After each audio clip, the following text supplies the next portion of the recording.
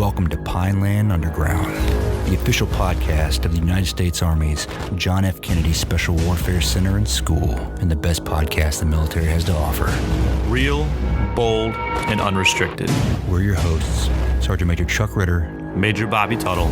Welcome to Pineland Underground. All right, welcome back to Pineland Underground. September is Suicide Prevention Awareness Month. So this month we're going to concentrate some episodes on resiliency and some stories regarding that.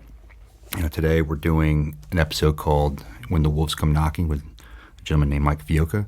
And then our next episode is going to be with a gentleman named Josh Thompson, who wrote an article called The Masks We Wear. If you haven't read it, please Google it. It's taken off in the soft community, and it's pretty relevant. But with that, I'm going to turn it over to our co-host, who's here again today, Bobby Tuttle. Hey, so Bobby Tuttle here. The topics we're going to talk about this month, into this episode primarily here, real, raw, and a topic not commonly discussed openly across special operations or in the Army.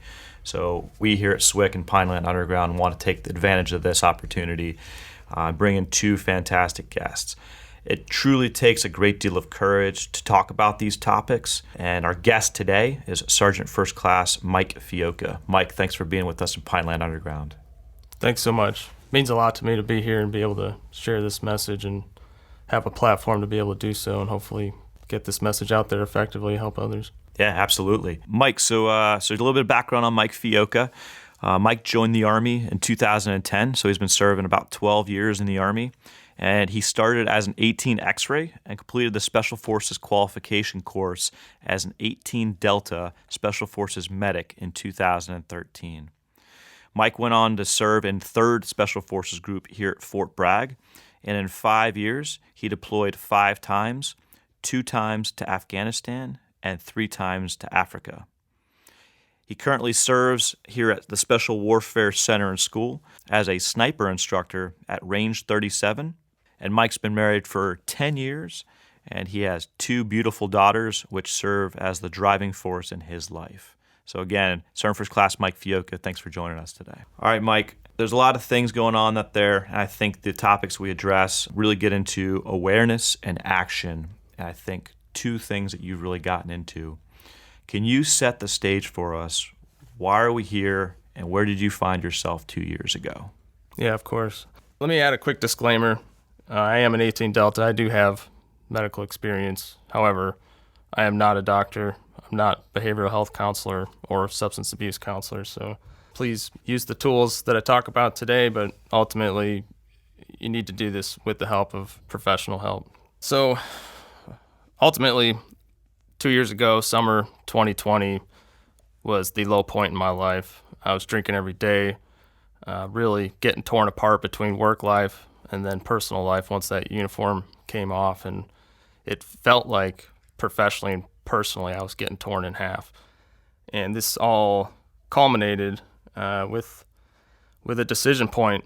I had my pistol, drinking a lot, and I was at that point. I was ready to end my life, and I went from that to realizing I did not want that to be my legacy.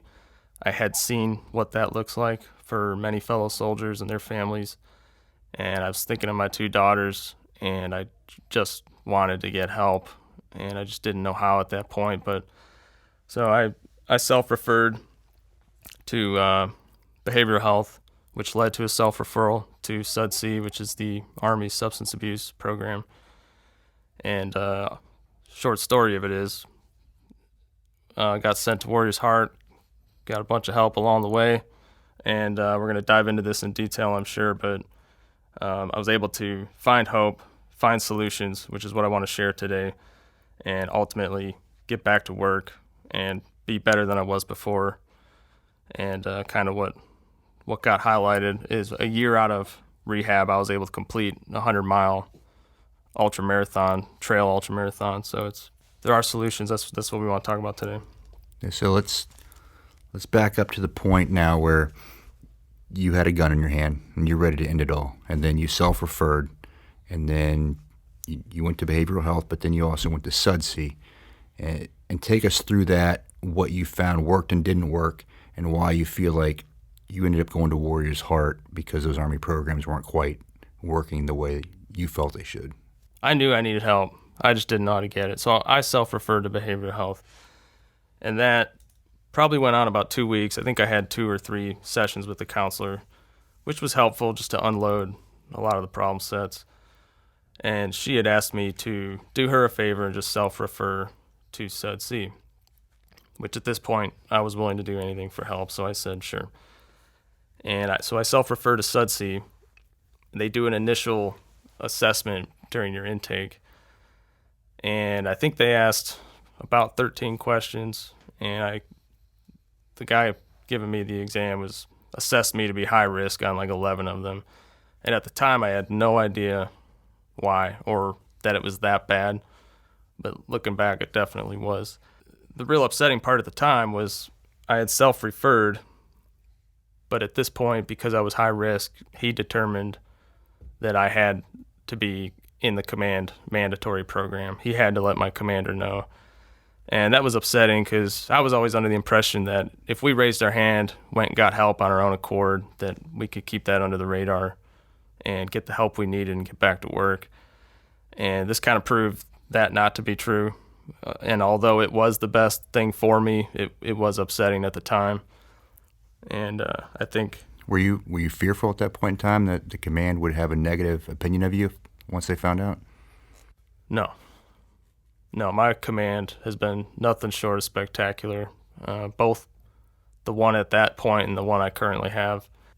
And I'll get into that when we move on to the Warrior's Heart piece. I get command referred basically through SUDC, start the mandatory program, going through weekly urinalysis along with counseling twice a week. And it just left me wanting more, needing more. The big thing with SUDC is that they won't talk about trauma or anything that's truly bothering you until you've been sober for 30 days. And at this point, alcohol was the only coping mechanism I had.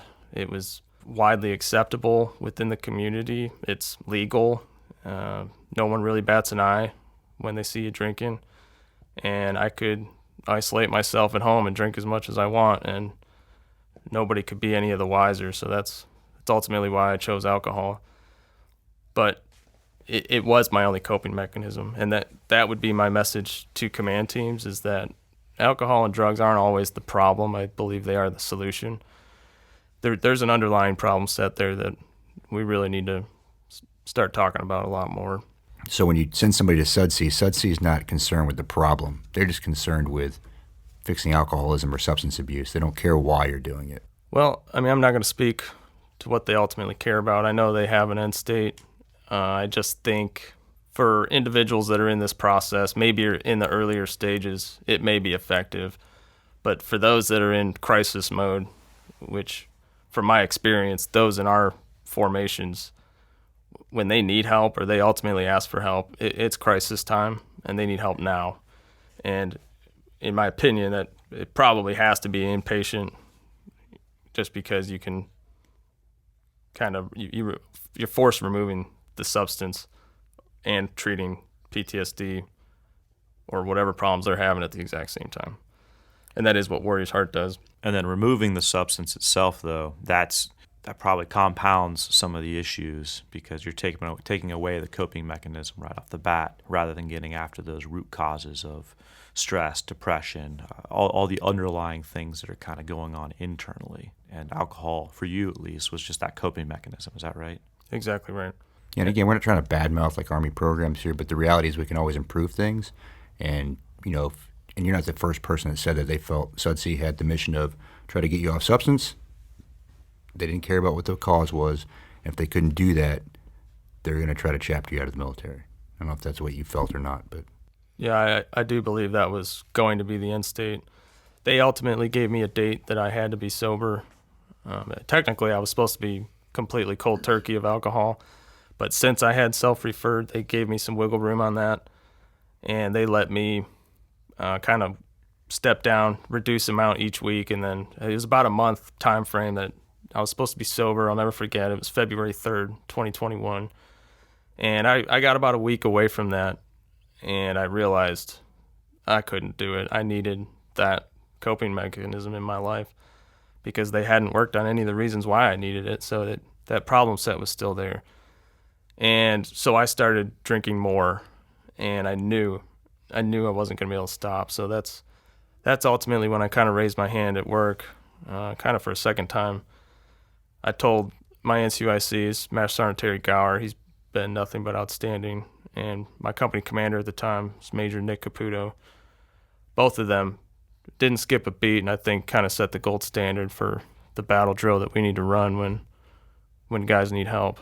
And they, luckily, we also have Master Sergeant retired Teddy Lanier across the hallway, and he's one of the original clients and deeply involved with Warrior's Heart. And he had already briefed the command teams up on Warrior's Heart, so they all knew what that was and that option was available. So Terry immediately linked me up with Teddy, and within a week, I was standing at Warrior's Heart. So they really, really helped me out. And without that avenue available to me, if I had stuck through that SUDC, I believe, I don't know 100%, but I think I would have, February 3rd would have come. I probably would have had a urinalysis. I would have failed it, and I believe that would have started paperwork to chapter me out of the Army. Now, did you come to them and say, hey, I need help now, or did they see something was wrong and pull you to the side and ask that question? No, I went to them. Okay. And they were like, yep, and then everything else just happened that quick? Yes. Yeah, okay, that's pretty awesome. And I think, an important part to that to highlight is, it was important to me to ask for help before something happened. I know a lot of guys struggle in our formation, and unfortunately, they don't ultimately end up finding the help they need until after an incident, typically alcohol-related. So, if I could help send a message, it's that, we need to get in front of this thing as soldiers. It's our responsibility to recognize we're struggling and get that help before something bad happens, something that's going to threaten your career and, your family's livelihood. I know you've talked previously about there's indicators. You said it was the triad of indicators that can tell you that, hey, there's a problem. Yeah, I think there's many, but the triad that I definitely learned about at Warrior's Heart is physical pain, sleep issues, and stress. And obviously that describes our job perfectly. For me personally, that's exactly the road I walked down. I obviously had been drinking socially, but in 2017 is when my back pain really started to get to the point where I would lay down in bed and go to sleep, and I couldn't sleep because my back hurt so bad. So that's when a 6-pack of beer would help put me to sleep. And then ultimately, kind of at the same time, really, I was trying to work through some stuff with prior deployments, and we were on a super stressful deployment, and we were in Germany at the time, but just sleep issues. If it wasn't the pain, it was my mind. I just could not get that thing to shut off, and it just constantly spinning. And then on top of the back pain, alcohol. Alcohol was my solution. It put me to sleep every time I needed it to. So, Mike, on some of those symptoms and indicators, so again, that's physical pain, sleep issues, and stress. Can you tell us, we've talked and you have a couple stories and vignettes that describe how your mind has reached a level of stress or wasn't able to slow down during your sleep issues and the things that kind of brought up to your physical pain. Can you walk us through some of those stories that you have that led to that path of going down a really, really dark road and getting to the bottom as you described it? Yeah, of course. One that we actually didn't talk about, it's probably where it starts, was pre-Army. I was married, and I was married 2 years, and this woman just woke up one morning and decided she didn't want to do this anymore and essentially left me, and I legitimately never saw her again after that day. So that, Whoa. Yeah, it absolutely crushed me, and it took me years of asking why and all those things that the mind runs down. And ultimately what I believe this is about, it's questions in your mind that have no answer. And you want an answer, you're searching for answers, but there just isn't one. And, moving on to the military, I had a really rough experience on my first team, kind of in the realm of hazing. I don't really care to walk down that road right now, but, in combat, which was sad because I almost felt safer there than on my own base with my team. But, that trip ultimately I ended up losing 3 friends, 2 of which were in my company. And one of them was kind of like the only father figure that really helped me through that time in group. So when he got killed, that absolutely crushed me. And then the other one was a friend, Danny, that I had graduated the Q course with. We in-processed a group with, showed up to the same company together, and kind of became a friend. And the other part we hadn't talked about was that halfway through this deployment, I get sent to Bagram to do Siege of Sodef L&O duty. And I was responsible for following missions and reporting back to the command. And, ultimately, I was sitting behind a computer when this radio call came in that, hey, we had an Eagle down, and they sent the battle roster number. And it was my responsibility to look up who that was. And, of course, I look it up on the con-op and see that it's my friend Danny. So just the feeling of absolute helplessness when they're out there fighting, my friend's dying, or now he's dead, and I'm sitting behind a computer, and it was awful. There's nothing I could do at that point, and I was expected to keep working too for however many hours. But ultimately, the worst part of that was, me being at Bagram. That's kind of where the home is for everything at Afghanistan, and there was a little memorial type ceremony there for him. I went to that, and then for whatever reason decided to go to the morgue with the team. I felt like it was my responsibility. I felt like it was the right thing to do since I was there. And ultimately, I think it was an expectation management thing. I didn't know what to expect, and what I walked into was pretty horrifying. I mean, anybody who doesn't know, a morgue in Afghanistan is just a ISU or a box with a freezer in it. They don't clean up the soldier or anything, and they basically pulled him out. It looked like he came right off the battlefield, still covered in blood, and the look on his face, to me it was fear, just petrified permanently on his face. I'll never forget that. So a couple topics here. It's really, I think you described it really well as the unanswerable questions, and really talking about that helplessness. From combat experiences, right, IEDs and bullets don't discriminate, and there's a lot of questions that kind of internally burn of why him and not me, or why now, why that guy and not me. I think that's pretty well described. Talk to us about your experience over in Africa as well. You guys were sending guys back home for emergency leave. Yep, so I think this was 3rd deployment. We were in Kenya, and looking back, it was actually a pretty fun trip, good trip. We did so much on that trip. However, intermittently, it just seemed like every few weeks we got a Red Cross message, and it was most of our fathers were dying or killed, and we were just taking turns going home, and it kind of got exhausting, to be honest with you, towards the end. And guys going home and coming back, and I finally got my phone call. My dad was in the hospital most of that trip, and then we left in January. In May, it was my turn for the Red Cross message because my dad was dying of leukemia, and I was on the first bird screaming home, of course, and was able to get to him before he died. I didn't get to talk to him, which is something I really wanted to do, but ultimately ended up watching my dad die. And I think that's probably, for me, what really started the wicked spiral downhill. I mean, I had been carrying enough at that point, but there was always so much I wanted to ask that man, and so many questions from childhood that I wanted answers to, and I always thought I'd have time to ask him.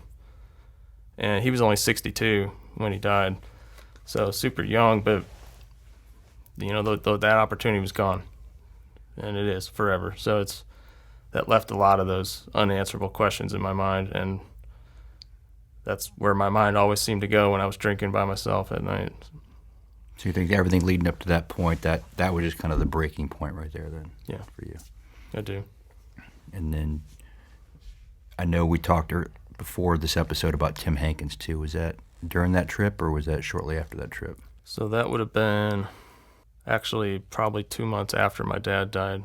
I got a phone call from a buddy that, hey, Tim had killed himself. Some backstory on Tim. My second deployment to Afghanistan, Tim was my team sergeant and super awesome guy, great leader. I remember him saying, my job's to bring the best out in you, and it's one of those staples of leadership that I'll never forget. But ultimately, we get on the ground. He starts feeding me this story about a shoulder injury from pushing a car or something and needs some pain meds. So I give him some ibuprofen and send him on his way. Later that night, he comes back and tells me that the ibuprofen's just not touching it. So I had some tramadol. I said, hey, here's a week's worth of tramadol. Let me know if it helps. Send him on his way. He comes back 2 days later. Hey, the tramadol's not doing anything. I need more. And at this point, I was catching on that something was not right. So I was like, here's another week of tramadol. If this doesn't do it, we're going to see Doc, which we did. And, long story short, this went on the entire deployment. It wasn't just tramadol, which is borderline opioid, but alcohol. I mean, he was just looking to numb the pain. I know that now. And ultimately, there was signs there that I just weren't aware of as a super junior medic, junior soldier, more or less. And, that played a lot into guilt for me and moral injury. And why didn't I see it? I was the medic. I was the one treating him. He was in my hooch every night talking about this stuff. And, what he was talking about wasn't really what was bothering him, I guess. But that's a big piece of it. Yeah, I think that's important, right? Because I knew Tim. A lot of us knew Tim. And Tim had issues that all of us probably should have saw and called out, like even long before that, right? And, it was, like you said, about 2 months after your dad died, Tim Hankins took his own life. He was going through some things, and whether or not it was intentional or not, it got to the point to where it still happened. And I think that all the indicators were probably there for a lot of us to have said, hey, Tim, something's going on here. Like, let's do something, right?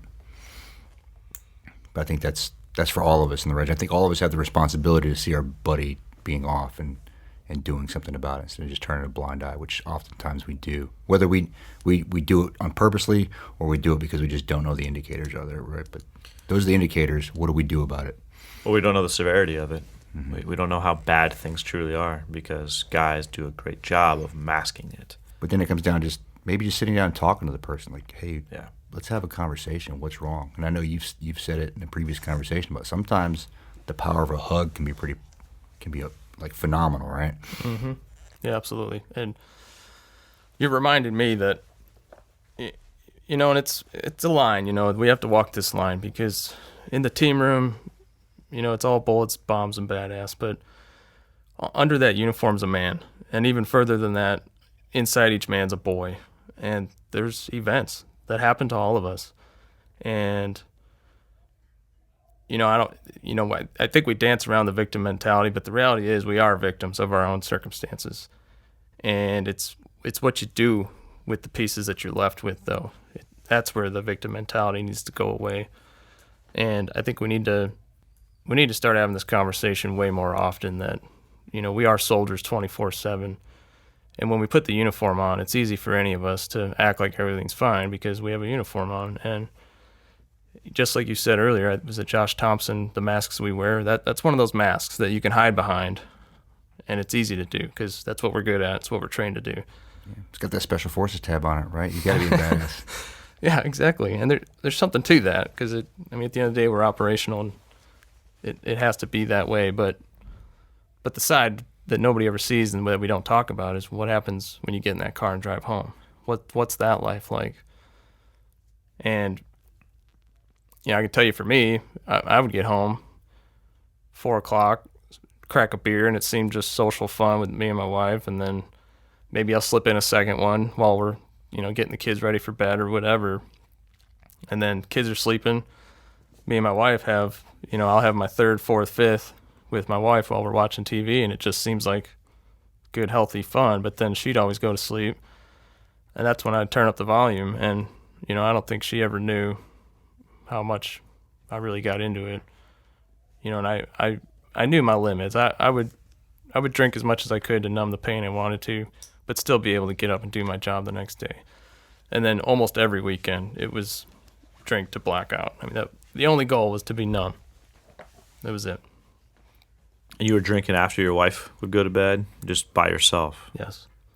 That's a huge indicator right there. I think that's probably the indicator. The problem is, how do you indicate it? Because there's nobody there with them.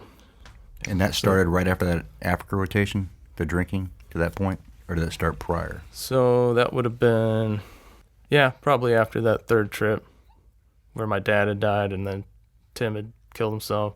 So Tim was just kind of like icing on the cake. At that point, you feel like you were mentally broken, and then that just kind of served to make it worse. Yeah, definitely. And I remember attending his service at the JFK Memorial, and I'll never forget the chaplain at the time. He did a really good job talking about Tim and his life. And the last thing he said, though, was Sun Tzu said that only the dead know the end of war. And then he said, "Rest in peace, Green Beret, your war is over." And I'll never forget that, because it's so true. And I'll say I have a war inside of me, and I know it won't ever go away, but the whole purpose of this is to turn down the volume and turn up the volume on other parts of your life that just make life worth living. Because I remember how exhausting it was just to get out of bed, and existing just seemed exhausting. So you're completely aware, though. Right? I think that's a key point right there. You're aware. You're self-aware. The war in your head doesn't go away, but you're aware of how to help turn that volume down, of how to not cope with it with alcohol, how to surround yourself with good people. Even though it's still going to be inside, you're still going to think about all those things that have really kind of compiled together. Mm-hmm. And knowing a little bit about your story, I think that awareness piece is important. You have an interesting view on that victim mentality. I'd like you to cover that, because I think that'll take us backwards in time too, to where some of these things might have started, even though you didn't realize them, and you only realized it until you became self-aware. But yeah, can you walk us through that whole victim mentality piece that you have? Yep. So ultimately, like I said, it's meeting yourself where you're at. I remember being so confused with the pain I was feeling, with the thoughts I had, and it didn't feel like anybody else saw it, or I don't want to say validate, but there was a part of me that just thinking, am I making this up? Like, what? Why am I hurting so bad? And nobody else seems to see it or feel it. I thought I was alone. I know now I'm not. But the reality is, I was in pain. Like, the pain is real. And whatever it is, for each individual person, the circumstances are probably different. But the pain is just the same. And the solutions are just the same. And, for me, and this actually started with my very first behavioral health counseling session, which was in 2017. I self-referred at third group, and that kind of died pretty quick. But the very first counseling session, the counselor starts asking me about my childhood, and I remember being so mad because I had all this, group life, combat stuff that I wanted to talk about and offload, and he's asking me about my childhood, and I just didn't understand. It got me more angry, but going through Warrior's Heart, that is definitely a massive piece to this. And I learned our core beliefs, what we believe about the world, about adults, parents, religion, sex, occupation, everything. Those core beliefs are formed between the age of 0 and about 8 to 10 years old. So whatever life experiences you had at that time, that is what shapes basically how you see and act the rest of your life, unless you do something about it, if they were negative, which in my case, a lot of them were. And I think ultimately this just goes down to owning your truth. Like you said earlier, I wanted to blame the Army. I did. I wanted to blame a lot of people. Prior leadership, toxic leadership, just terrible teammates. I felt betrayed. My ex-wife that betrayed me, basically. Tim even. It's like, why? Just why? So many whys. And at the end of the day, it doesn't matter. Because, yes, I was a victim of my circumstance. Yes, those are real events. And yes, they hurt. But I finally realized it was nobody's responsibility to do something about that but me. And I was tired of hurting. I was tired of blaming everybody else. And I started to realize the only way I was going to get better is if I took 100% accountability for everything that I was feeling and used whatever energy I had left to move forward, find a shred of hope, which happened to be my 2 daughters, and move forward. When did you realize that you had to commit to getting help? When was that kind of realization that it was on you to light that spark to get help? What's interesting is you think the pistol in the mouth moment would be it. That wasn't it. A lot of this started for me with that home life where I was just irritable. I was angry all the time, and I had no idea why. My wife recognized it. I would yell at my kids for being kids, and I remember my wife saying, you've changed, you need to go get help. And that it really smacked me in the face, and because I didn't realize how bad it had gotten, because I was in total maintenance mode, and it had gotten pretty bad. Were you in denial mode at that point too? I guess so, yeah. Were you bored? You talk about boredom a little bit. Tell us about that. At that time, I wasn't bored, but I would fill moments of boredom with drinking. But I would later discover that, boredom is just another word for peace. And peace is ultimately what I wanted, what I was seeking. And I realized this when I got home from Warrior's Heart, that I was bored a lot because I wasn't drinking. I had all this free time. I had these coping mechanisms in place. And all of a sudden I found that I had a lot of time.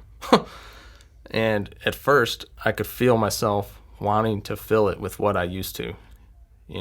Those flash thoughts of like, okay, this is when I would drink. Or this is when I would just go lay down in bed and paralyze and didn't want to move or get up and do anything. But then it kind of hit me. It's like, I got all this time. Let me go rediscover what I enjoy. Life had become so serious for me that I stopped enjoying everything. And just walking outside, the colors in the sky look different, and the trees, and I was able to rediscover running. That's been a huge part of my recovery and what's helped me move on. So and reading books. Just allowing yourself to feel that peace. That's really what it's about. Is giving myself permission to not hurt anymore. Yeah. And let's hit Warrior's Heart, because we covered it a little bit, and you said that you feel inpatient treatment is a must in that. Like, it's the only thing that'll really be effective for somebody in that position. Yeah. Which Warrior's Heart, for all intents and purposes, is all inpatient, right? Yeah. So for those that don't know, Warrior's Heart, it is an inpatient rehab facility down in San Antonio, Texas. It is stationed on, I think it's, 400 to 600 acres. It's an old ranch, oil tycoons that got bought up by 3 individuals, and they turned it into a rehab facility. And to describe it, it's like a sanctuary. It has nothing to do with the military. You won't see a uniform there. There's, green grass and space and activities. There's water, lakes, walks. It's a sanctuary, and it's such a safe place. And it's completely geared towards military, first responders, police, firefighters. And that's for a reason, because those populations, we see, hear, and talk about things that, normal civilians don't. So it creates that environment where we can talk about these things, and you don't get the side eye from the guy next to you, wondering, dude, what are you talking about? Like some 20-year-old kid that might be in some regular rehab facility. You're there with other warriors with these very similar problem sets that understand exactly what you're going through because they're going through it too. And it makes that so much easier. And one of their greatest slogans is warriors healing warriors. For sure, the counselors do their part there, and I had two of the best, and they did so much for me. But another huge piece of that is just being able to talk with all the warriors, whether it's in groups or off to the side, in front of the fire pit, whatever it might be, on a walk, on a run.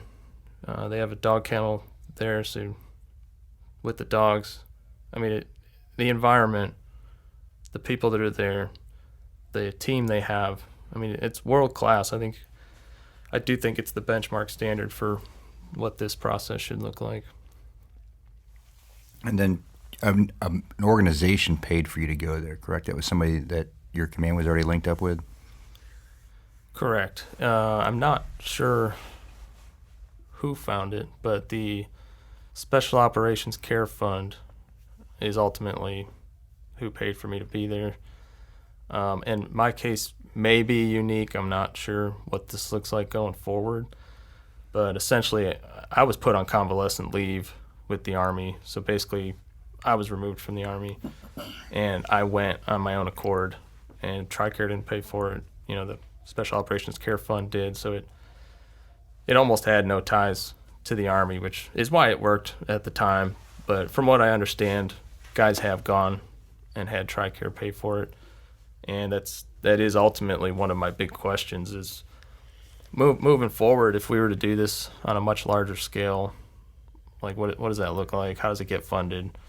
Can Warriors Heart handle that demand? So you think the demand is much higher than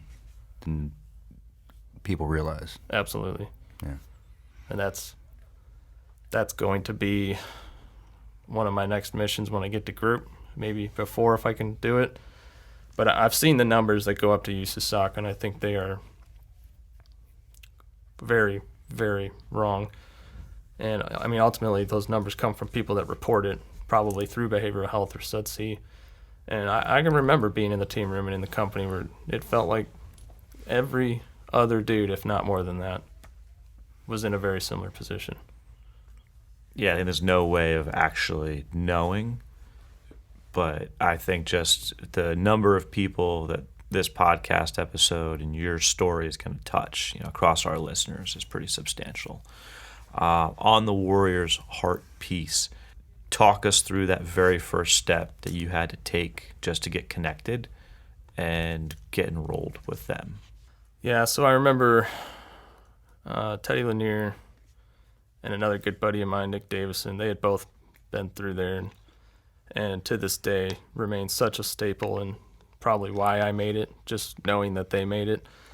But they both helped me get hooked up with the people there. And they ultimately gave me a phone number and said, hey, call this, and they'll start the process. And I remember I went home, and I'm staring at my phone in one hand. I'm staring at this phone number in the other hand.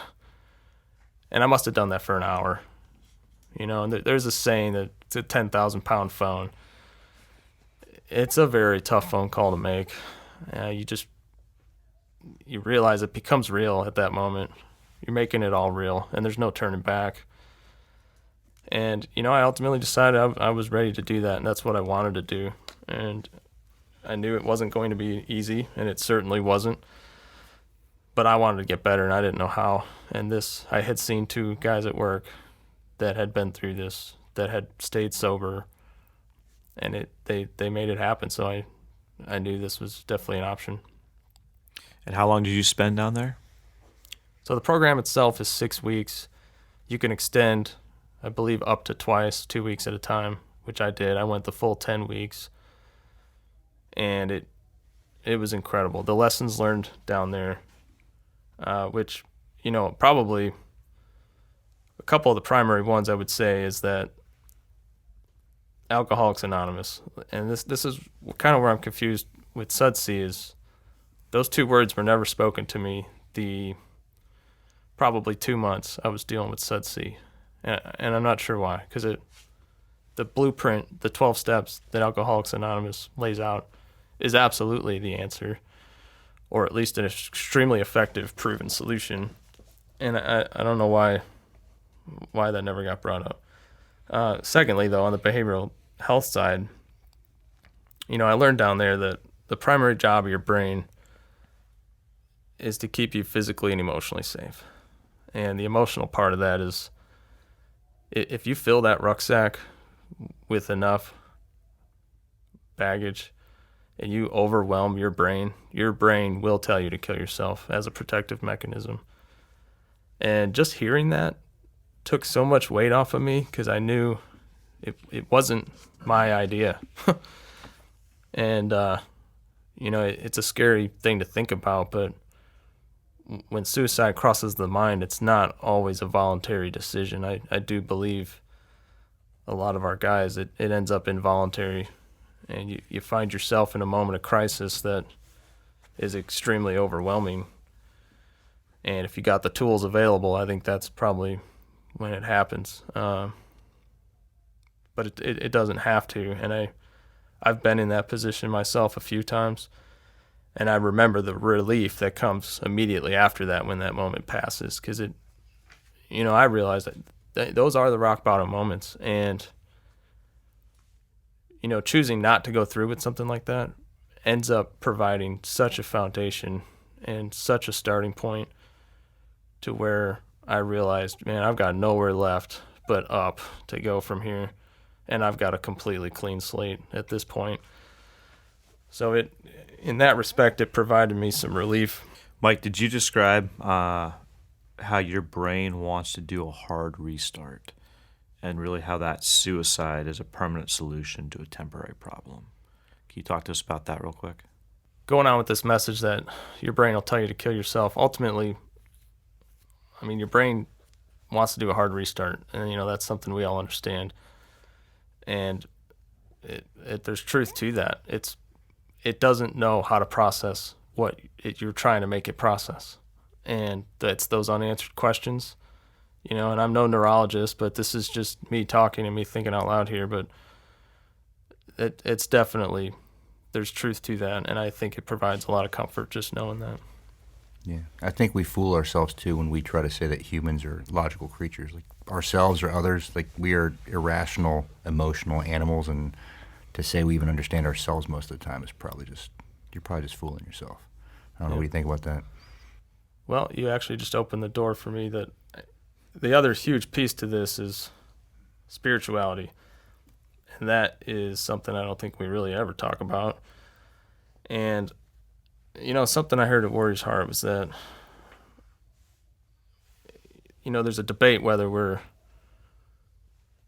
human creatures on a spiritual journey or spiritual creatures on a human journey.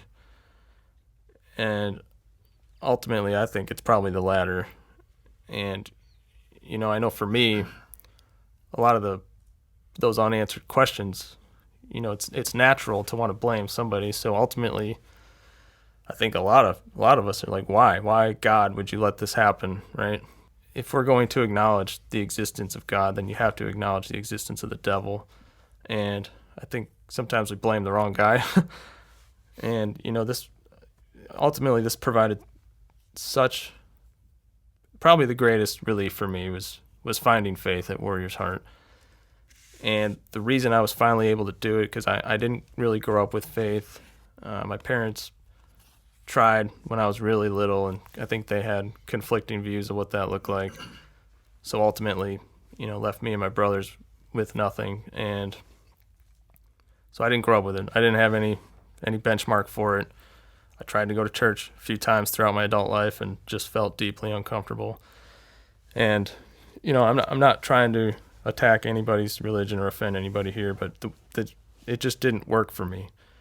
And that's the important piece of this, is I finally found my own faith because Warrior's Heart gave me the bandwidth and the time to think about what does it mean to me.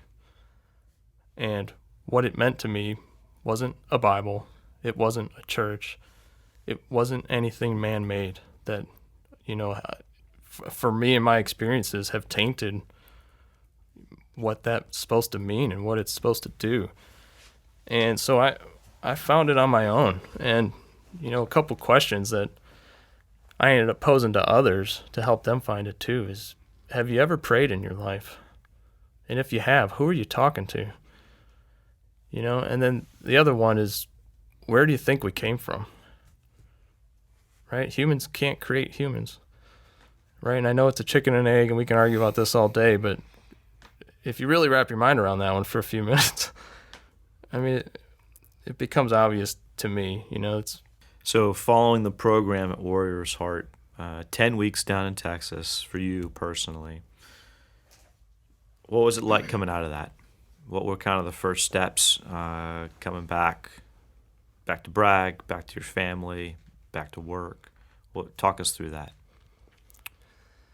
Yeah, I remember so they have you do I forget what it's called, but basically an after-action plan at Warrior's Heart of what you're going to do when you get home. So that helped a ton because they talk about those things and what you should have in place, what you should do. For me, I think one of the biggest pieces, the night I got home, I went to an AA meeting locally, and that just helped keep those tools that worked for me at Warrior's Heart, have that at home, and it did absolutely help. So I kept that going for quite a while. And then my wife had cleared out all the alcohol out of the house, so that was very helpful. And just putting in positive coping mechanisms, which for me was, like I said, I would find that boredom. That's ultimately what would happen, especially when I was left by myself. And I recognized, okay, this is when I would drink. So what am I going to do now? And because I knew I didn't want to drink. So sometimes I would just go outside or grab a soda or just find something that wasn't drinking is really all it is. It doesn't matter if you got to stuff your face with cake and Oreos because, your body craves sugar because that's what the alcohol was. Or it doesn't matter. Just do something other than drinking. And eventually the day will pass because that's what it is. It's day by day. And, you wake up the next day and you have to soak in that victory. You lived a life in your old shoes that used to make you drink like crazy, and now you've done it without drinking. That is so big, and those victories actually start in rehab. And that doesn't get talked about a great deal there either, but just the uncomfortable things that you talk about, the pain that you revisit, you do that in rehab, and you do it without alcohol. And so there's victories there, and you have to realize you can do it because you are doing it. You've been sober for how long, Mike? 18 months now, almost 19, I guess. Congratulations, that's huge. Thank you. Now, when you're going through these programs at Warrior's Heart, they take a very holistic approach. And even the Army is, I got FM 722 in front of me, holistic health and fitness. I think that we say that, but most people probably don't understand what that is. And a lot of times in our community, some of these things that can help us are viewed as weird or, things that most of our kind probably would never consider doing. So can you run us through some of those? I know you brought some items here from there too. Okay. Yeah, I think, so number one, I already mentioned it, the environment. Such a great place to start. Secondly, from day one, they have a detox section of it, which I had to stay in for a few days. And then you move in directly to training, they call it. And you get basically a behavioral health counselor and a substance abuse counselor. Each individual is assigned one of each. And you meet with both of them twice a week. And so you attack both the substance abuse and that PTSD problem at the same time, which is the way it has to be. Secondly, they have electives there. So there's woodworking, art, the dog kennels, metal shop.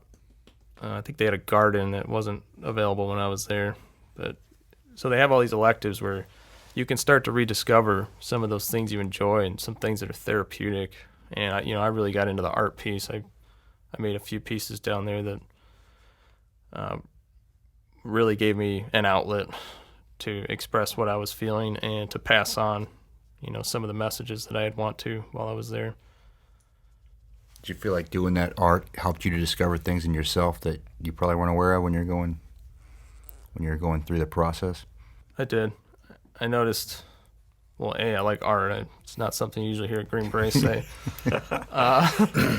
But it's relaxing, and actually, now that you mention it, coming home, I can remember just grabbing the crayons and coloring with my kids. Yeah. And Inside the lines, though. Inside lines, yeah. It's relaxing, it's mindless. I don't know. It's interesting, but yeah, a lot of that stress comes off. Even just gardening and stuff that you wouldn't normally think you'd want to do. God, even just watching my wife color, which is weird to say, but that in itself can be relaxing. I love how you described it as training, though, and Chuck probably hit on this too. Is training your mind is no different than training your body. You're training for an event. You're training for a goal, a marathon. You're training for something, but you have to maintain and train your mind as well, and you have to consciously put forth that effort to set internal goals, to follow through, to keep yourself accountable, and it's programming. And we've talked about programming in a previous podcast, but it's focusing on your mind specifically as that muscle that you're going to continue to improve. It's taking time, which there's only a finite amount of time, and you're investing that into yourself, which I think is exactly what you're talking about. And we'll oftentimes pick like, well, this is the easy route, this alcohol, or just sitting down and watching TV, and it takes energy to invest in yourself, because if you want to figure out what's going on inside you, then you have to open up some things that you probably don't want to, and then you have to invest that energy in trying to figure that out, which is generally unpleasant. I don't know. What are your thoughts on that? So my first behavioral health counselor, he described this perfectly, and it's the rucksack analogy of these events happen, and when we don't deal with them or decompress or debrief, whatever you want to call it, we just stuff them in this rucksack and hope they go away, and they don't. But for me, I just kept stuffing things in there, and this goes all the way back to childhood. I'm not just talking about the Army. And you wake up in the morning, and I'm carrying this invisible rucksack around, and that's why it's exhausting just to walk around.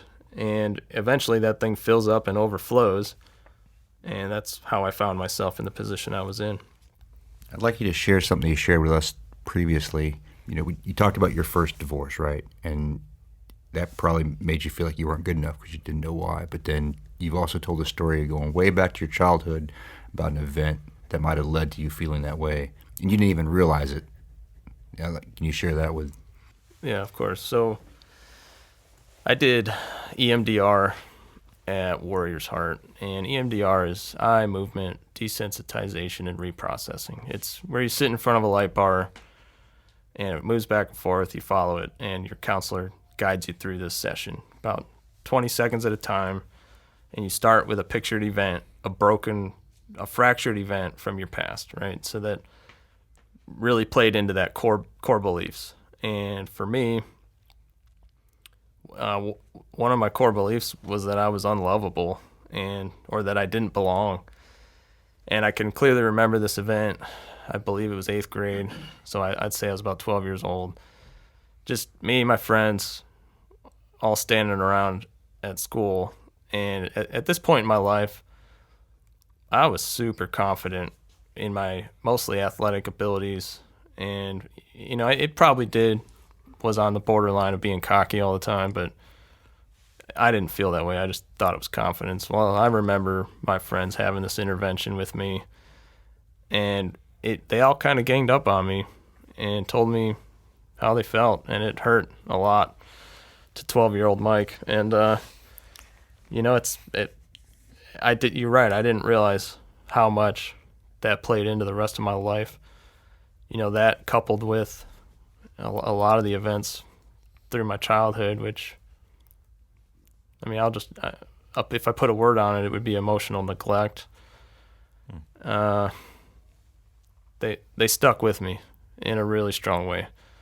And I remember it took me weeks of working on my lifeline, which I'll get into in a minute, that to realize the greatest core belief I probably took out of childhood was that I was afraid to be human, because humans can be shamed, humans can be judged, and those things bring pain, really deep emotional pain.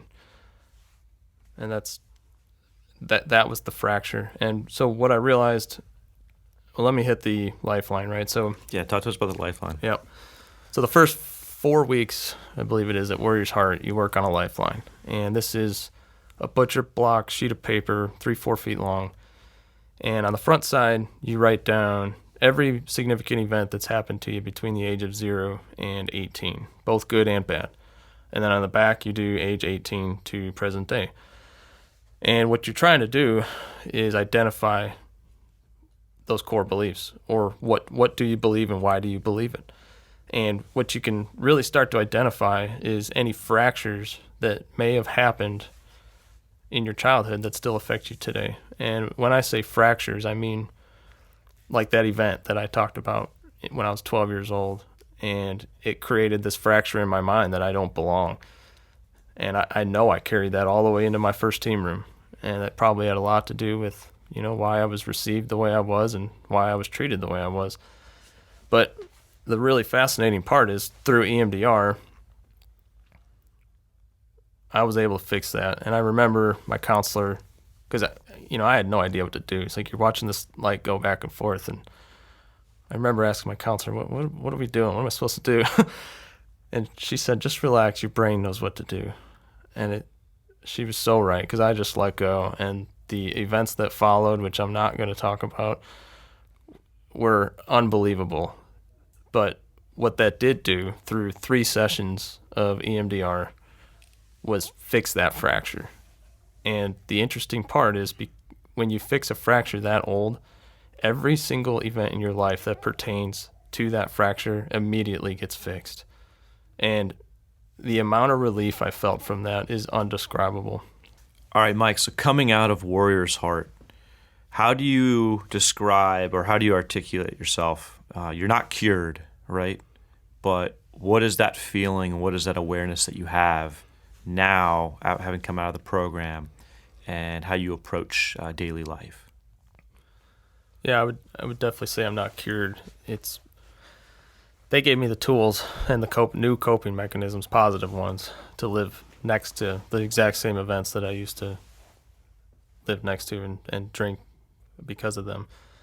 And some of those things are really just talking about them, processing them. We did responsibility pie. Like, what is my piece of this pie, with Tim Hankins. The first time I wrote up that responsibility pie, it was me and him. 50-50, my fault and his fault. And actually I think it was 50-50, me and the Army. And then once I sat down for an hour and thought about it, it's like, man, there's many more pieces to this. And by the time I was done with it, I only had like 10% of it, and so I'm not relinquished of that pain, but it got a whole less severe. And then with drinking, that being the big one, is, God, before I left, there was like this magnetic attachment between my hand and a can of beer. And, this is the part I forgot to say too, is that for me, the greatest battles I ever fought were not overseas. They were in my living room with a bottle in my hand. And it's a tough position to be in. And I remember, even when I was trying to step down my drinking, going to my fridge right before I'm about to grab that alcohol, asking myself, why am I doing this? And I started to get to the point when I was trying to taper down. If the answer was for fun or because I'm having a good time, then I would allow myself to have it. But if it was pain relief, then I would try my best not to have it. But coming back to when I came home, and some of those urges were definitely still there. And one of the biggest takeaways I got from Warrior's Heart was play the tape all the way through. Which means, what happens if I do take this can of beer? Probably nothing, right? I could have one right now and be fine, but that's today. And then tomorrow it might be 2, in a week it's a 6-pack, and then before you know it, I'm right where I was, right? That's playing the tape all the way through. And it's those thoughts, that thought pattern, that prevents me from picking up the first one today. And because I know where it leads. I proved that I can no longer drink responsibly. So I just don't do it anymore. And there's plenty of days I want to. Man, I have cravings sometimes, but I fill it with other things. Like I said, root beer has actually become really awesome.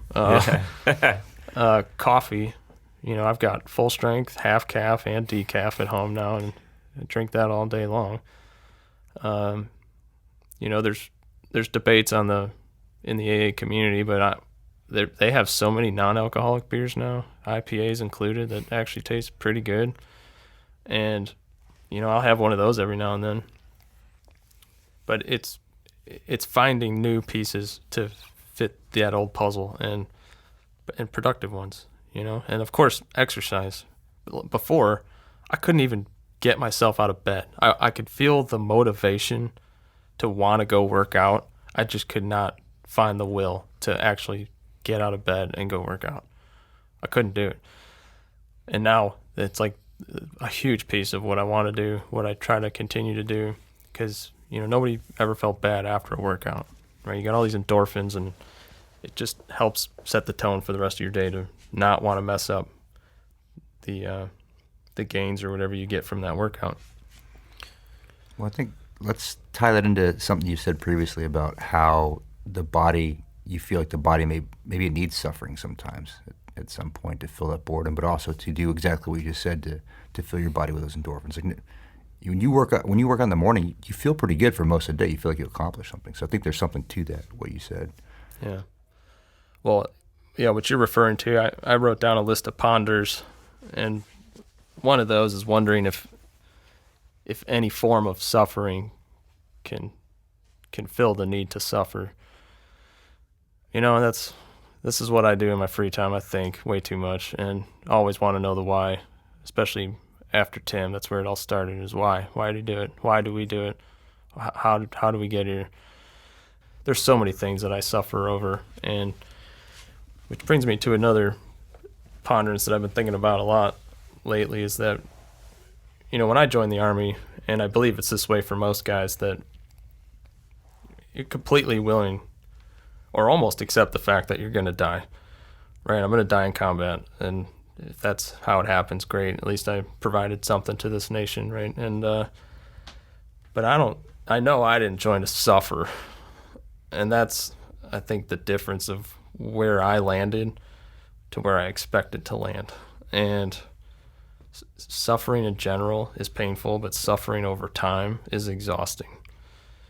And then to do this line of work for 20 years is tough. It can be arguably unsustainable without the very proper coping mechanisms and walking a very straight line. And of course, we're going to stray from it from time to time, but we got to find a way to pull each other back to center line. And talking about that unsustainability, there's all these stressors in our job, right? At one point you said that you didn't realize were stressors.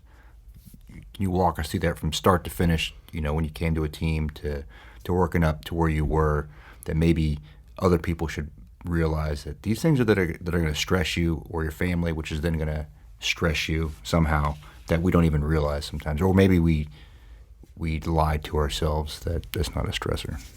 Yeah, sure. And this actually reminds me of two of my favorite quotes, and they're not mine, but experience is what you get after you need it. And, sometimes we don't recognize the value of a moment until it's a memory. And both of those apply to my military experience perfectly, and I reflect on them so much.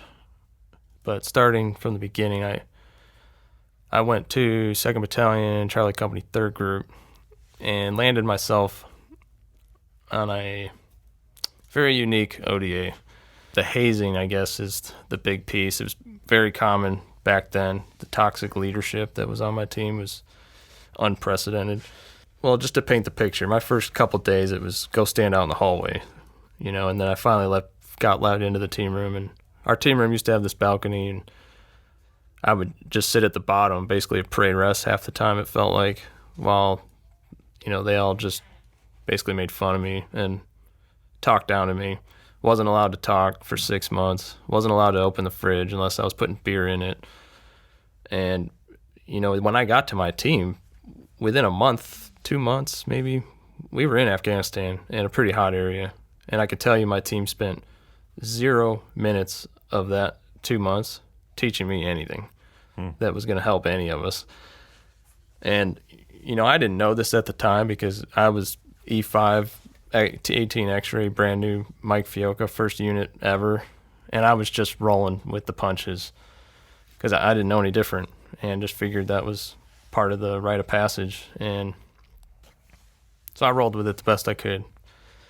So we get down range, and that's where the fuel really started to get added to the fire, and I had a senior that, looking back, I think he had a ton of his own stuff that he probably needed to work through, and he ended up taking that out on me. And I clearly remember wanting this dude to come home in a box, but now I almost feel bad for him because I know probably where his mindset was at, and the fact that he probably needed to be sitting here talking about a lot of these things, and he just didn't. But it got taken out on me, and I can remember one day that we're in the op cent. I went to ask him some random question. I don't even remember what it was. And next thing you know, he's asking me, "Do you even know what we're doing here?" And I look at him and say, "What are you talking about?" And I must have rolled my eyes or something because it was confusing. And he said, "That's it. Go ahead, roll your eyes one more time, see what happens." And at this point, I was really confused. So I must have actually rolled my eyes. And he said, "That's it. Get your ass outside." And basically, right behind me, pushing me out the op cent door, pushed me into this little gravel section of this fob we were on. And I turn around, and this dude is just steaming like a bull, and he is way bigger than me. And he's an E7, I'm an E5. I had no idea what to do, so I just went to parade rest. And we just stared at each other what felt like forever. It was probably 5-10 seconds. And all he said was, I should knock you the fuck out. That's exactly what he said. And I didn't say anything back. So we just stared at each other another 10 seconds. And then he said, "Go pack up your room, you're going home." And then he walked away. And I remember thinking, what in the world just happened? And I did, I was the new guy. I did exactly what he said. I went to my room, packed up all my things, and sat on my bed for probably an hour. And I finally was like, all right, screw this. I went and found my team sergeant and told him what happened. And he just laughed, which made it even more confusing because he's like, "Nobody's sending you home unless it's me, and you're not going home. Go unpack your room."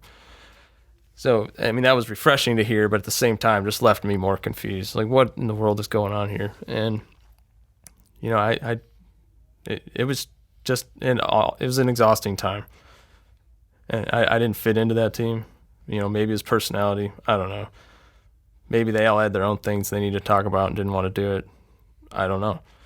But this goes back to unanswerable questions, and while I'm going through this during the day, we're receiving rockets at night and getting shot at on other missions that when we're leaving the wire. So I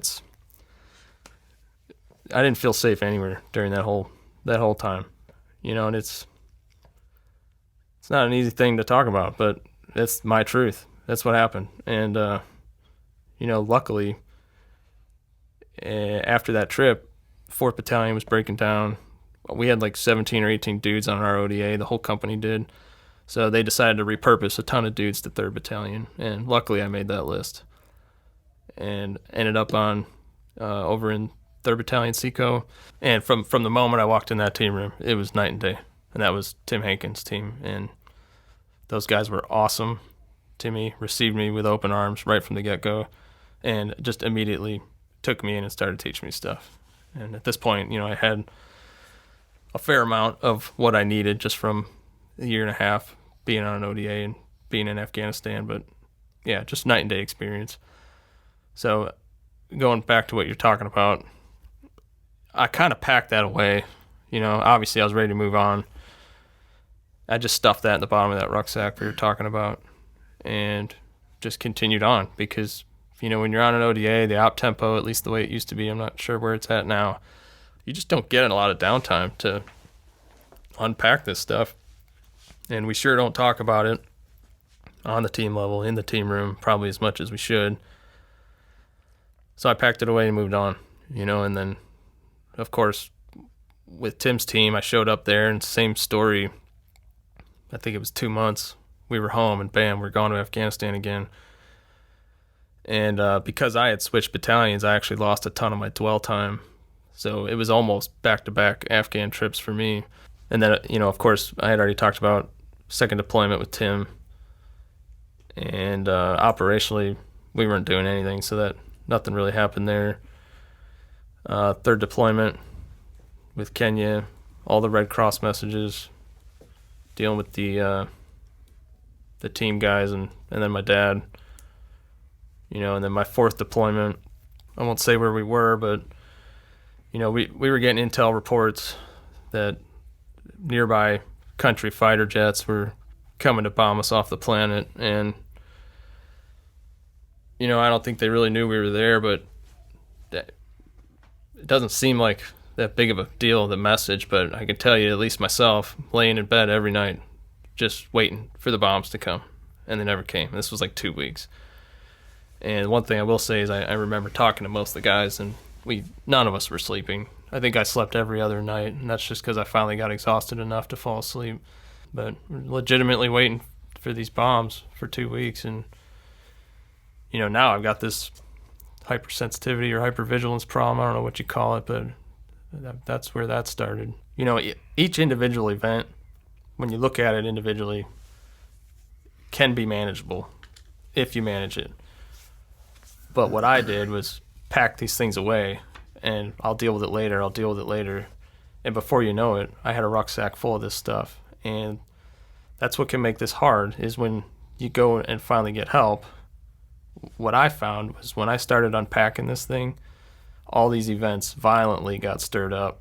And like I said, dealing with them one at a time may be manageable, but now I was unpacking all of them at the same time, and it sent me into a tailspin for sure. And that's another reason that this has to be done with professional help, I think.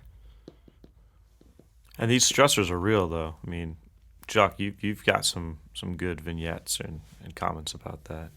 Yeah, I mean, I think we need to change the perception that we need to package all that stuff away and it doesn't affect you, right? And I'm quite sure when I was a younger team guy, I was part of the problem with making other people feel like they weren't good enough or hazing people, right? Thinking back on it, I'm definitely not perfect.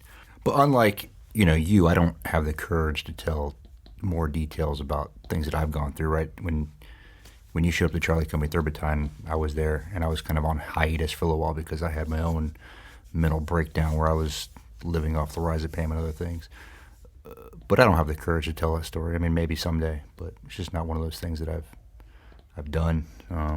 So I'm appreciative that you're doing that, right? Because I think that there's a lot of things that we're talking about here that anybody can take and say, hey, you know what? Maybe I'm being part of the problem here. Or maybe I should be looking at my buddy here and helping this person who's maybe going through some things. And instead of both of us just ignoring it, maybe we do something about it early versus it come to that crisis point where you got a gun in your hand and everything's about to end. And I think we just need to change the perception that that's somehow weak, right? Like, you get tired physically from doing things, the mind's no different. Just like we talked about, there's training the mind, which you always have to do because you're saying, I'm not cured from this, but it's no different than if you're in really good physical shape and then you go sit on your recliner and eat cookies and drink beer for 3 months, right? Like, you're going to be a fat, person on the couch. The mind's the same way it atrophies, and if you don't keep up on it and find those coping mechanisms, like for you that, you're running would you run 100 miles? Was that what it was? Yeah. Right? I mean, that is a coping mechanism, right? That helps you, like, cope with life. I mean, that's pretty badass. But I know we're going to talk about that here in a little bit, but I kind of want to get into the two wolves. My second art piece at Warrior's Heart was based around this old Native American axiom, I guess you'd call it. I'm not sure, but it's called the two wolves. And essentially the premise of it is that we all have two wolves inside of us, the good and the bad. And ultimately, the one that wins is the one that you feed. So I ended up writing my own version of that expounds upon it. I think it speaks to the warrior class way more. And, I guess that's where I was in my life is, and this is, I'll speak my opinion for a second here. I think probably 90% of humanity may never get here. Whether that's good or bad, I don't know. But, it's funny. I was thinking that Joe Rogan, I listened to some of his stuff. He's quoted saying that insanity and greatness are next door neighbors, and they borrow each other's sugar. And that, it's made me laugh, but it's true.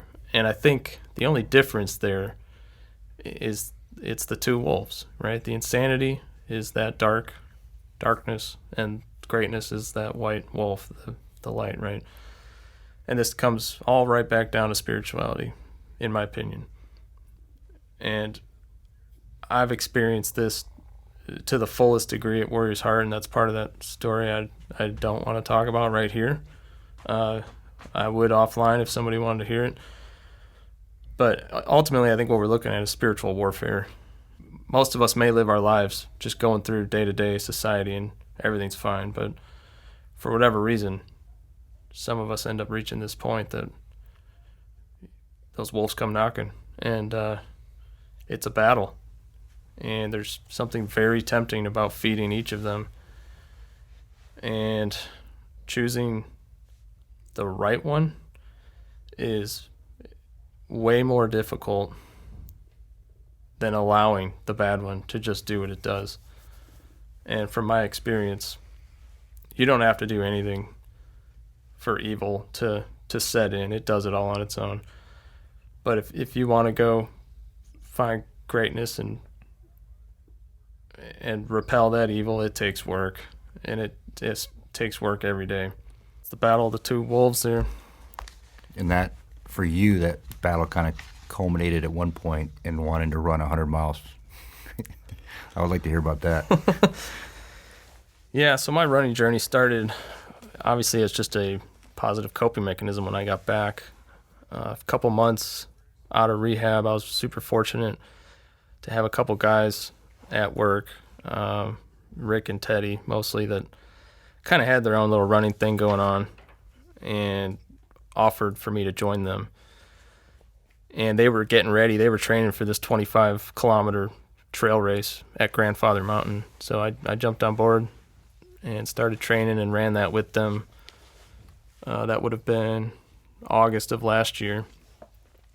And it was super fun. I mean, I just got hooked right away. I've been a runner my whole life, so that's kind of always been an outlet. I did cross-country and track in high school. I've always ran well in the Army. So that was me rediscovering something that I had already loved. And what I discovered about ultra running is that it actually tailors to our profession very well.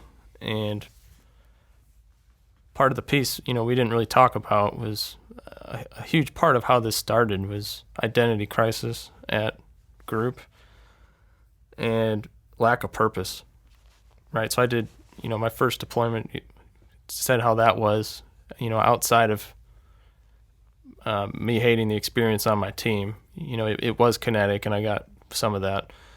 But past that, I was basically just a placeholder at Country X for most of my deployments, and it's really lackluster, and it wasn't what I expected.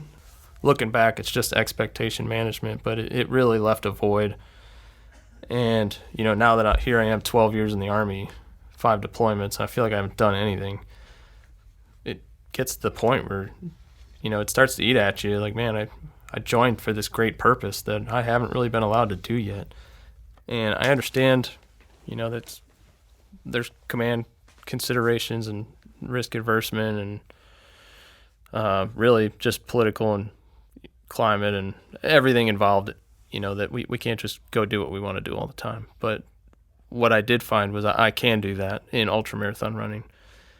And, preparing for an ultramarathon, there is so much equipment you have to prep, so much food, calories. I mean, so much that goes into it. The strategy, I'm reviewing maps and elevation profiles and obviously the training that goes into it. During the race, there's so much troubleshooting. If you get nauseous or blisters coming or whatever, that what I found is it actually scratches that itch very well to use the training that I've been given for some sort of purpose where I can have an outlet for greatness. And so, I started with that 25K race with the guys, and Rick, kind of my mentor with this whole thing from the beginning, he's always been pushing me. So after that, he's like, hey, you should go do this 50K, the Naturalist, out in Franklin, which is crazy hilly. I think it had like 7,500 feet of gain. And I was like, yeah, sure, whatever, I'll do it. And I did it. And then after that, hey, you should go do the URE 100K, which had 10,000 feet of gain or 11,000. I did that only 3 weeks later. And then kind of out of nowhere, he's like, hey, you should go do this Hellbender 100. And it's a legit 100-mile race. Probably Hellbender 100. Hellbender 100. It's got almost 5 miles of vertical gain on it. It's in the mount. That's cool. It's in the Black Mountains near Asheville. Mm-hmm. So I wanted to do it, and it was for a couple reasons. Again, that avenue for greatness. Like I'm tired of being average. I'm tired of being ordinary. I've been that my whole life. I tried to join Special Forces to make that leap, and like I said, never really got the opportunity to prove myself and bring value or whatever to my name. So this is an avenue that I can do that, and there's nobody that can tell me no, and that's a huge part of it. So now I'm just trying to find out where that ceiling is, and I've got future goals in that arena as well, but that has been an extremely helpful tool, not just positive because it's exercise, at the end of the day, but it really, really scratches that mental itch for greatness. Is there any correlation you think there to the pain or the feeling that you get when running 100 miles and putting your body through that cycle? Yeah, we are really good at pain and pain management and suffering, and I mean that's what I've been doing my whole life. So I can't remember if I said it already, but experiencing any form of suffering probably scratches the itch or the need to suffer, and that definitely did that. And it's just such an arena that I'm so comfortable with, and I've got so much experience in, and it's sad to say that suffering and pain is what I'm good at, but that's one of those positive outlets, and I'm really trying to figure out a way now is not only how do we bring more awareness, or how can I bring more awareness through my running, but solutions, right? That's where we really need to move on to. I think a good friend of mine I spoke to recently, his name's Nate, I was talking to him about this stuff, and he just kind of flatly said, man, I think we're past the awareness piece. Everybody knows. We need to get to the solution piece, and he's so right. It's time to move on. Because I thought about running with my Warriors Heart flag, which I did the last mile of that Hellbender 100, and I thought about continuing to do that through all my races, just to raise awareness. But it's like, man, the awareness is there. It's time we move on, and I think that's a common problem, at least in the military. Is the awareness is there, right? Like there's doing the right thing and then doing the thing right. The awareness is there. We know that we should do holistic health and fitness. We know that the mind is something that we need to take care of. We know that we should have a sharp program. We should have all these things, right? But then we got to ask ourselves: the awareness is there. Are these just check the block programs now, so somebody can feel comfortable, or are we actually doing? We should do that thing. We should have a sharp program. We should have a mental health program. We should have SUDC. But are we doing that thing right? Right? Is it check the block? Are we doing that thing right? If we're doing the SUDC program right, it should probably deal with the cause of the problem along with the problem itself, right? If we're doing the thing right, a sharp program should probably address why on all command climate surveys they ask the same questions and people consistently get them wrong for the past 10 years, and putting up a $4,000 sign at the PX and somebody in a helmet saying the Army has a sharp program doesn't fix the problem, right? It's just virtue signaling.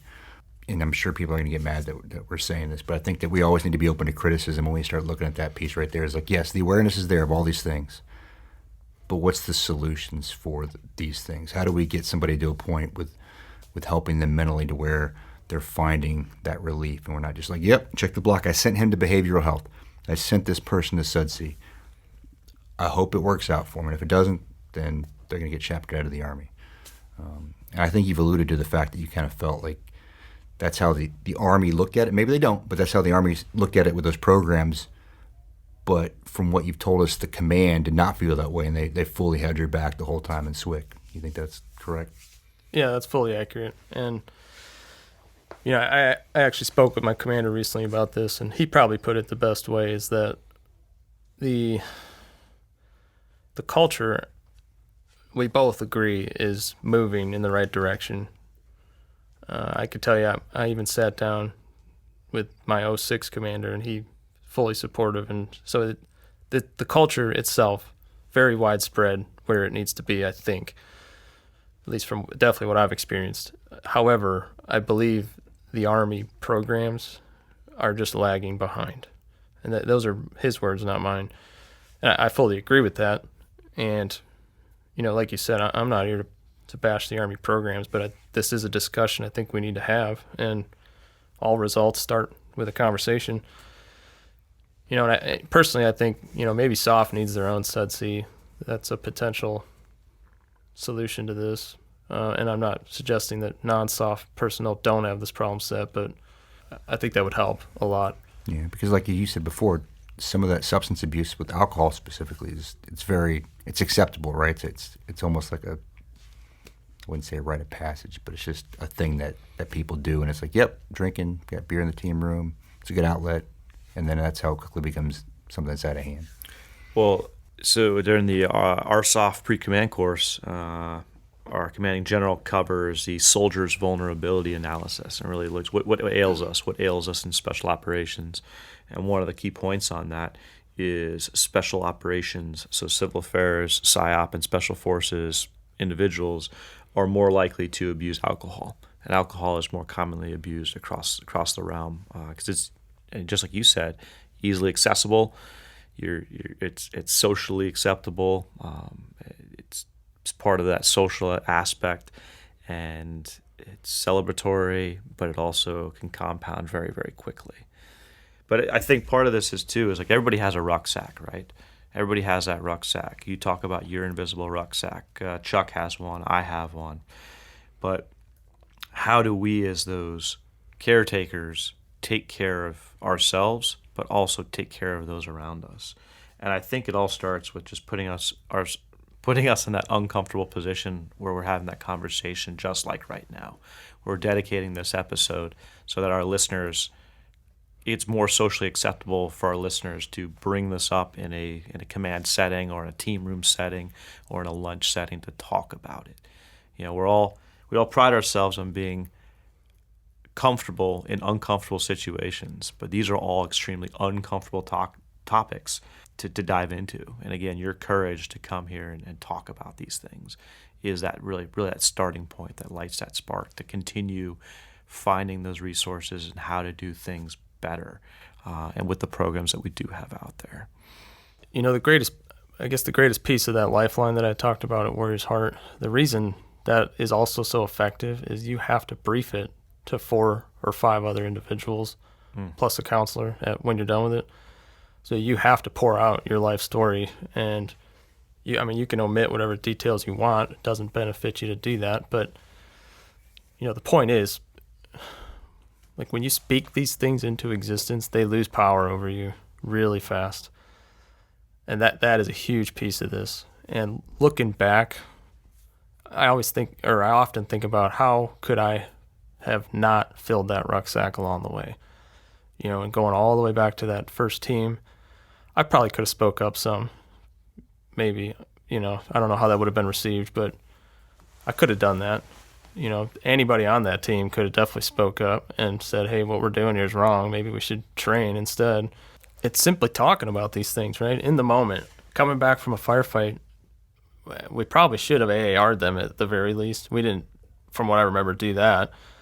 But even in the same respect, if I was a team sergeant today, I'd probably ask, is there anything that happened out there that someone didn't understand? Because there's tons that happens, and I mean, I'll completely out myself right now with something that happened that I've never told anybody. And, I think it was my second, maybe third firefight. There was a moment there where I completely froze. And, I mean, does it mean I'm less of a Green Beret? Maybe in that moment. But you know what it also means? I'm perfectly human with a perfectly normal working sympathetic nervous system. And we got fight, flight, and freeze, right? Well, fight, we were in complex ambush, and I had a casualty sitting next to me, and I didn't know which way was forward or behind or nothing. I had nothing coming across my radio. I was brand new E5 Fiocca that, didn't want to chirp up on the radio because I wasn't allowed to talk.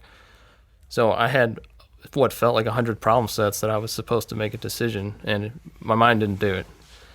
And, flight, obviously running was not going to happen. I wasn't about that. So freeze, that's where my body was. And, I got out of it, obviously. I had a teammate kind of pull me over, and we got to work on this dude, but it happened, It's my truth. And, we could have easily come back to the team house and talked about it and everything else that happened during, that ambush and all the other ambushes we were in. But we didn't do that. So, I left that trip with all these unanswered questions and wondering, why didn't we do that? Why didn't he say that? Why didn't X or Y happen? And, the amount of total time I've spent in combat's probably been, I don't know, an hour. But the amount of time I have spent dwelling on it is just unbelievable. And I know that's made me a better Green Beret now. And would I do that again? Probably not. I mean, I have a file for that now, and I know where to put it. But that's the point, is talking about it, right? Same thing with second deployment with Tim. Like, he could have just told me what was going on. And we could have talked about it, Third deployment, all those Red Cross messages. We didn't talk about it. We all just left. We came back, and we went right back to work. The fourth deployment where everybody's losing sleep, and we're expecting bombs, and we talked about it just a pinch, like, hey, are you having trouble sleeping? Yeah, me too. Okay. That was about the extent of the conversation. And, it's unpacking these things live where they don't build up. I think that's probably the ultimate solution. But just like you hit on, it can be deeply uncomfortable.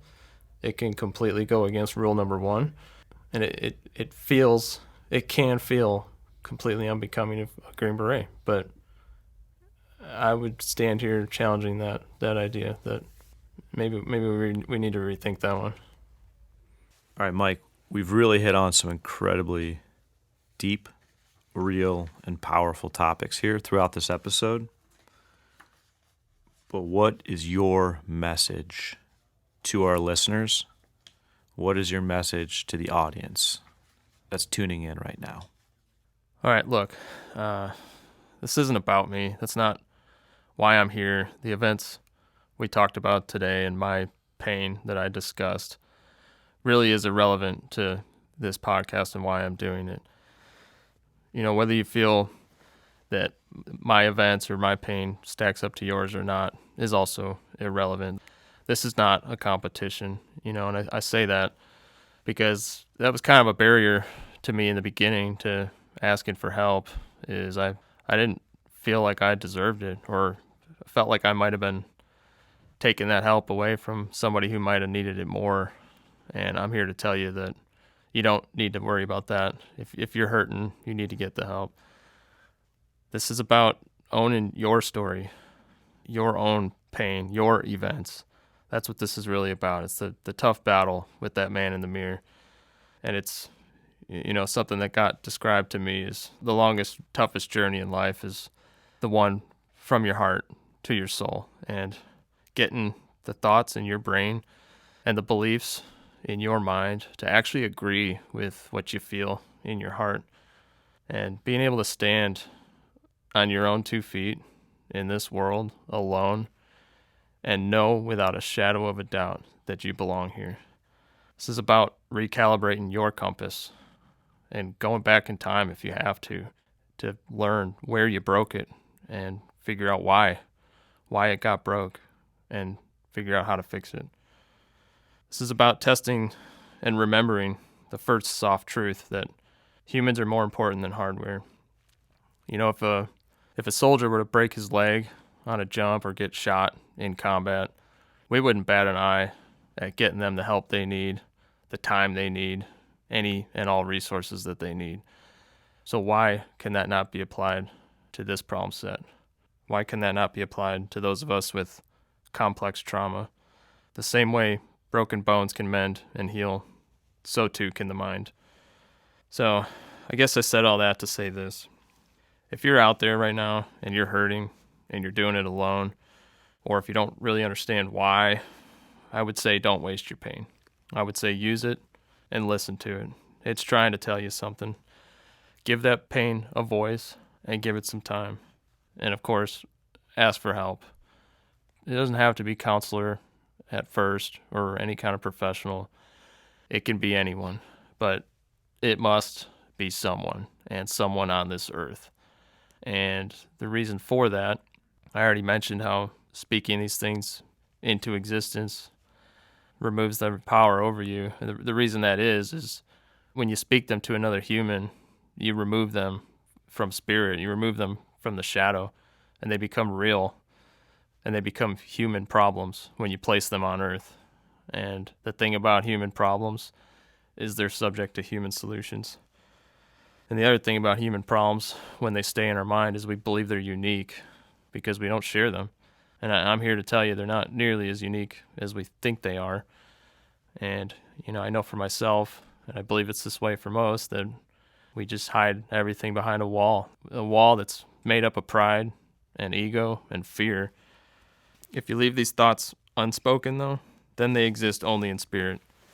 They exist only in your mind, and things that exist only in spirit are subject to spiritual warfare, which is a fight I'm not entirely sure we can win, per se, but let me explain that some more, because what I've learned, or let me just say that fight I was having every night in my living room, that spiritual war I mentioned, it had an enemy, but it was an enemy undefined.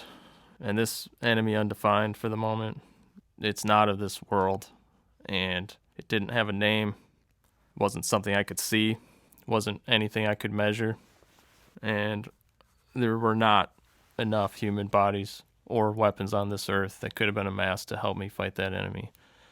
And over time, I learned it wasn't really my enemy to fight. I learned that the only weapon I truly had in that fight was the power to choose. When those wolves came knocking for me, only one was knocking loudly. Only one offered himself to me with endless availability. Only one was standing in that shadow when I answered the door each time it knocked. He was always disguised as every guilty pleasure I'd ever wanted. What he offered me, though, it wasn't real. It felt good all the time, but it wasn't real. It was a trick. What took me a lifetime to learn, and really going through therapy, was that if you want to find that other wolf, you must choose to do so. You have to do it. You have to choose to do it. And you always have that choice. You can choose to say no to that other wolf at the door.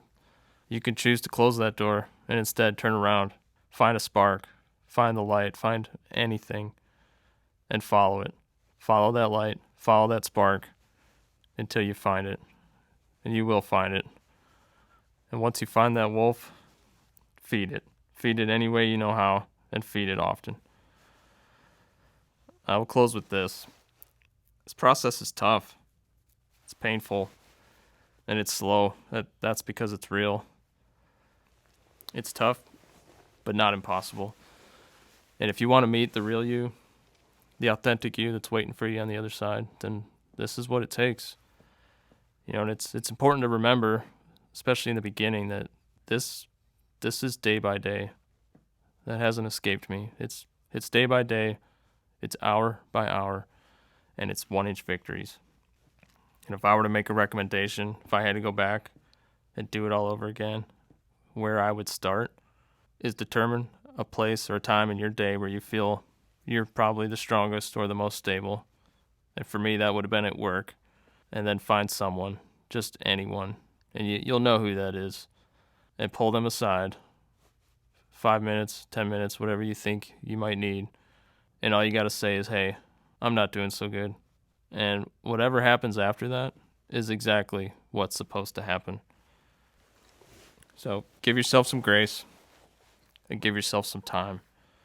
You can do this. You can, and you deserve this. You deserve to be happy just like anybody else, and you deserve to feel peace. And if I've said it once, I've said it 1,000 times. You do not have to do this alone. Let me just say in advance, I'm proud of you. I believe in you, and I hope to meet the authentic you on the other side. God bless. And that permanent solution, I think every single one of us sitting here in this room as we look at one another is hurting because we've lost somebody as well who has taken their life.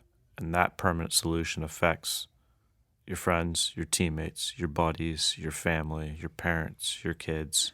And just having the courage, just like you right now, Mike, to just ring up your buddy and check in on them and ask how they're doing. But to have that courage to open up about what's inside your rucksack and what's eating at you and what you're thinking about and that pain that's being caused. That's where courage comes from. Well said, Bobby. Mike, thank you very much. That was awesome. And I think that when we do Josh Thompson's, his, the mask we wear is going to cover almost the exact same tenets as this, because, we're people of boxes. We just compartmentalize things away. We like to hide it, and we don't like to talk about it. But, with you coming on and talking about this, hopefully we get away from that and do exactly what you're talking about there, is having that discussion in real time instead of waiting until it's a crisis. Absolutely. And I think, Bobby, I'll actually steal your words here, is like we have to send an accurate demand signal. And I think, we don't have to hide from this anymore. And, I picture this problem set as an atlas stone. And instead of ignoring it or pushing it an inch at a time, it's time to pick this thing up and jump in the deep end with it. Solutions do exist. The real problem is that most guys just don't know what they are or that they do exist. And it's just something we need to talk about and share these stories. Sergeant First Class Mike Fiocca, I commend you for having the courage to come out, to share your story, but for also taking those first steps to get yourself help, to help your teammates, to help your family, and then to share your message and your story with us. Just really appreciate it. Truly. Thank you. Thank you, guys. Appreciate it. Next are some additional thoughts by Bobby Tuttle and Mike Fiocca. Yeah, this past weekend I found something on spirituality that Mike hit on, and it defines it as having coherent beliefs about higher purpose and meaning of the universe, knowing where one fits within the larger scheme, having beliefs about the meaning of life that shape conduct and provide comfort. Okay, I'll do my best to kind of put this in chronological order, but it's kind of a summation for me of the problem sets and the solutions that I think highlight with the most impact. There were problems from every facet of my life: early childhood, friendships, divorce, teammates, leadership, combat stress, loss of friends to combat and suicide, loss of my dad, marital stress, physical pain, trouble sleeping, never feeling rested, mind spinning, identity crisis, and I managed it all with alcohol. I was so disgruntled and unhappy with everything and everyone in my life. I loved the Army at one point, and the Army is an awesome place to work when you're enjoying it. But as soon as you stop enjoying it, it becomes a prison. I just wanted out. The scary part to me looking back is I had no idea just how bad things were. Everything seemed fine until it wasn't, and that change happened very quickly. When I asked for help, everyone was way more receptive to this than I thought they would be. A few of the large pieces that really helped me in treatment were mindfulness, which is like guided meditation. Yoga and massage helped my pain quite a bit. Not holding back anything and being 100% honest. Not leaving anything out. Alcoholics Anonymous 12 steps, specifically the third step, the Serenity Prayer exercise, which is directly tied into the third step, where we would write down on an 8.5, 11 sheet of paper on the left side all the things that were occupying space in our minds rent-free that we could not control. And on the right side, we wrote down everything we could control. Finding faith, rediscovering fun and hobbies, and helping others. Moving out of treatment, I think the three greatest pieces I took with me were gratitude, grace, and God. Having a support network, having Alcoholics Anonymous right out of treatment, having a sponsor to help me and to be available always to call when I needed them. Rediscovering a purpose. I mentioned I just wanted out of the Army. Through treatment and through many days of thinking about it after treatment, it came to me that I was already living my purpose. I had just lost sight of it. I loved being a soldier. I struggled with the Army at times, but I loved being a soldier. And this led me to re-enlist. Expectation management. I heard once in an AA meeting that disappointment exists between expectations and reality. And it's so true. Looking back, most of my problems, especially with the Army, if I had the proper expectation management, would not have affected me near as much as they did. And this ties into perspective as well. Perspective can be your prison or your passport. Codependency. I'm referring to marriage here. My happiness used to be somewhat tied to what my wife did or didn't do. I now understand that, and my happiness is no longer attached to what she does.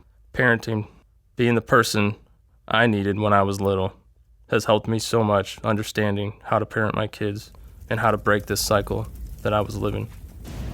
If you like the show, Or if you don't, please leave a rating and a review on whatever platform you're listening on. this will help us produce a better show and help others find us online. We have our episodes on YouTube, but we haven't started doing the video yet. So expect video in our episodes over the next 30 days. Yeah, we're trying to up our game. Thanks for joining us today in Pineland Underground, the U.S. Army John F. Kennedy Special Warfare Center and Schools official podcast. Please tune in to our next episode. We release episodes every 2 weeks. You can reach us at pinelandunderground@gmail.com. Check it out.